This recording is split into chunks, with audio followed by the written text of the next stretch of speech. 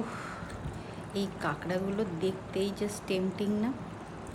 আমি কিন্তু জানো তো, বিয়ের আগে সত্যি বলতে কাঁকড়া খেতাম না। ওই কাঁকড়াগুলো যখন হেঁটে যেত না, কেমন একটা লাগতো আমার। কিন্তু বিয়ের পরে একবার খুব জোরাজোরি করার পরে একটু যখন টেস্ট করলাম, তখন আমার মনে হলো জাস্ট হেভেন, দারুণ খেতে।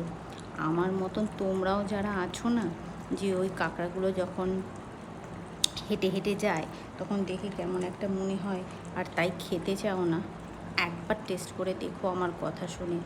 যদি ভালো না লাগে আমাকে এখানে এসে একটা কমেন্ট করে যেও যে ভালো লাগলো না। হ্যাঁ, এটা ছাড়াতে, ধুতে, রান্না করতে একটু টাইম লাগে, কেননা রসিয়ে কষিয়ে না করলে কিন্তু সেই টেস্টটা পাবে না। কিন্তু সব খাটনির পরে যখন বেশ লেবু দিয়ে গরম গরম ভাত দিয়ে এটা রিলিশ করবে না, তখন যেন মনে হবে যে সব খাটনি পুরো উসুল হয়ে গেল।